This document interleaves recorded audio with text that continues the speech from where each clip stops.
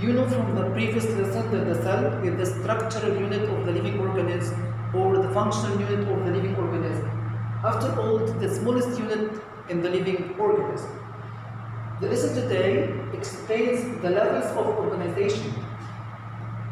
The smallest building unit of the living organism is called the cell.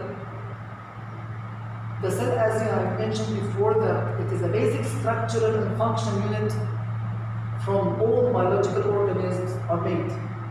If a group of similar cells in shape and function are grouped together, are collected together, they will form a bigger unit called tissue. The tissue is a group of specialized cells which are adapted to carry out specific function. From the examples of the cells before explaining the tissues, neuron cells or the nerve cell, the skin cells, the muscle cells, thyrocyte cells or white blood cells, and red blood cells.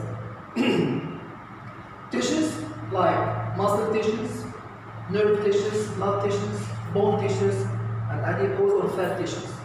If a group of tissues are connected together, they are forming bigger unit called an organ. So the organs, collection of two or more, at least two or more tissues, which carry out specific function or even different functions. From the famous organs inside our bodies, the heart, the brain, the skin, the kidney, the lung, the artery.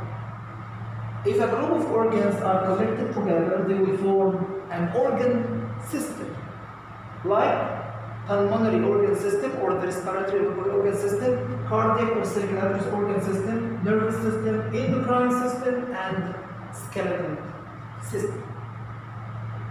Here we have some examples of the systems inside the human body and their function. Number one, skeletal system is responsible for providing the body as structure, supporting the body, shaping the body. Muscular system helps in the body movement. Digestive, to break down the food into small particles to be absorbed easily through the bloodstream.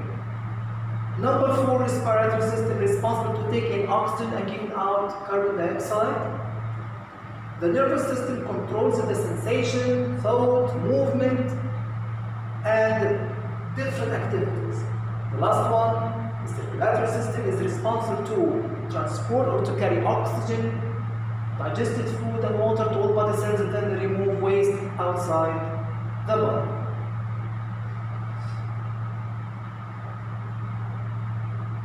The nervous system consists of two main parts. Number one, central. Number two, peripheral nervous system. We can simplify them, or we can write an abbreviation for the central nervous system, CNS, a peripheral, PNS.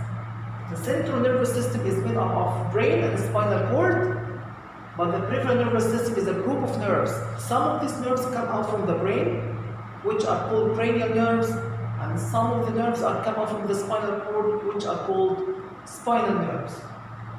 The sensory organs, like the tongue, which is responsible for the sense of taste, the eye, sense of vision, the ear, sense of hearing, the nose, sense of smell, and the skin, sense of touch. They send messages or impulses between the brain to respond and send suitable responses. Respiratory system, I have told you before, I have explained before that it is responsible to allow the body to take in oxygen for breaking down the digested food to release energy and giving out carbon dioxide. This takes place through a simple method or a simple process called exchange of gases. The air and the blood capillaries are very close to each other to allow or to facilitate the exchange of gases. The digestive system, from its name, is responsible to break down food or to change the complex food, big parts, big pieces, into simple food. Why the food must be changed from the complex form to simple form? In order to transfer the small molecules of the digested food from the small intestine to the bloodstream to allow the body to benefit from. The process of digestion is the breaking down of the food particles in order to let the body benefit from. from the important systems here is the circulatory system, which is responsible to transport digested food, water, and oxygen to all body cells, and also transport wastes from the body cells to some organ to get rid of them. The major organs, the heart, the blood, and the blood vessels. Here we have a very important system here, which is the endocrine system. Endocrine system is consisting of group of glands represented by endocrine glands. These endocrine glands, they secrete, they produce chemical messengers called hormones, fluids, juices, liquids called hormones.